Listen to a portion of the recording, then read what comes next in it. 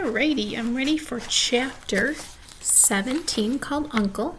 If you remember in chapter 16, it was called Off to the Fair, and the families were getting ready for the fair, and Mrs. Zuckerman washed Wilbur, and if you remember that Templeton and Charlotte hid inside the crate so that they would be able to go to the fair also with him.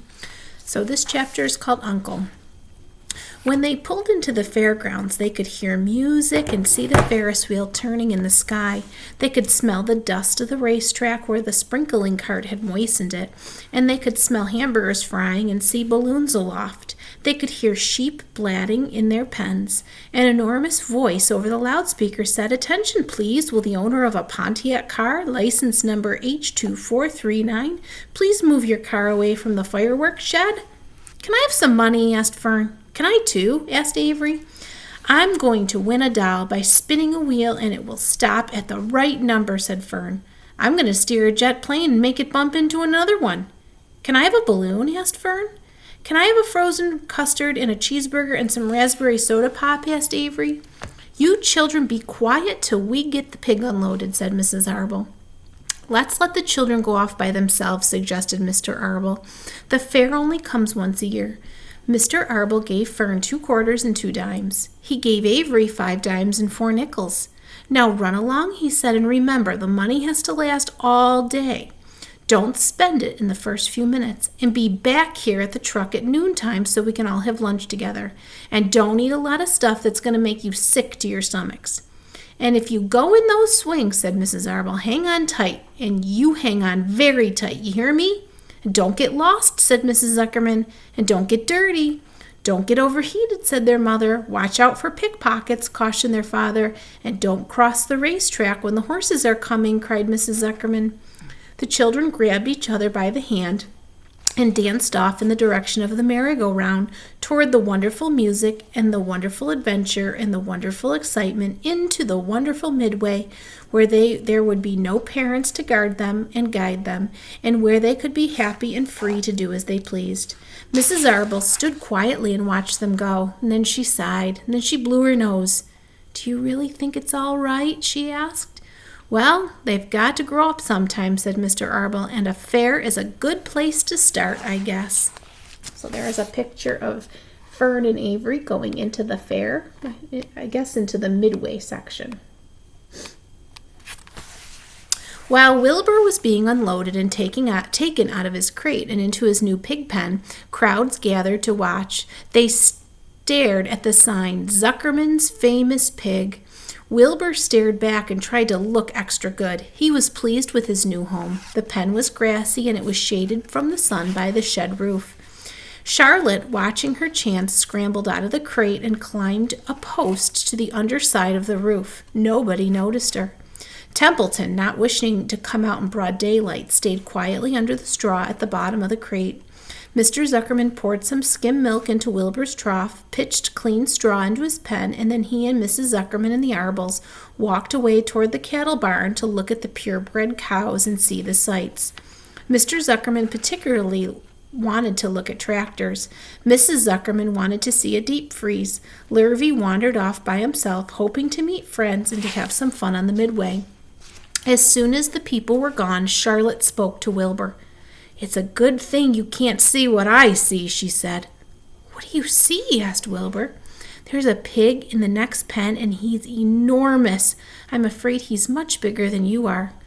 "Maybe he's older than I am, and he has had more time to grow," suggested Wilbur. Tears began to come to his eyes. "I'll drop down and have a closer look," Charlotte said. Then she crawled along a beam till she was directly over the next pen. She let herself down on a drag line until she hung in the air just in front of the big pig's snout. "May I have your name?" she asked politely. The pig stared at her. "No name," he said in a big, hearty voice. "Just call me Uncle." "Very well, Uncle," replied Charlotte. "What is the date of your birth? Are you a spring pig?" "Sure I'm a spring pig," replied Uncle. "What did you think I was, a spring chicken? Ha ha! That's a good one, eh, sister?" "Mildly funny," said Charlotte. "I've heard funnier ones, though. Glad to have met you, and now I must be going." So there's a picture of Charlotte looking at Uncle. She ascended slowly and returned to Wilbur's pen. "He claims to be a spring pig," reported Charlotte, "and perhaps he is. One thing is certain, he has a most unattractive personality. He is too familiar, too noisy, and he cracks weak jokes. Also, he's not anywhere near as clean as you are, nor as pleasant. I took quite a dislike to him in our brief interview. He's going to be a hard pig to beat, though, Wilbur, on account of his size and weight. But with me helping you, it can be done." "When are you going to spin a web?" asked Wilbur. "This afternoon, late, if I'm not too tired," said Charlotte. "The least thing tires me these days. I don't seem to have the energy I once had. It's my age, I guess." Wilbur looked at his friend. She looked rather swollen, and she seemed listless. "I'm awfully sorry to hear you're feeling poorly, Charlotte," he said. "Perhaps if you spin a web and catch a couple flies, you'll feel better." "Perhaps," she said wearily, "but I feel like the end of a long day." Clinging upside down to the ceiling, she settled down for a nap, leaving Wilbur very much worried.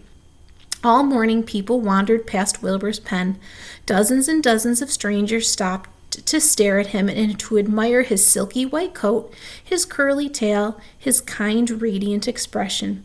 Then they would move on to the next pen where the bigger pig lay. Wilbur heard several people make favorable remarks about Uncle's great size. He couldn't help overhearing these remarks, and he couldn't help worrying. And now, with Charlotte not feeling well, he thought, "Oh, dear."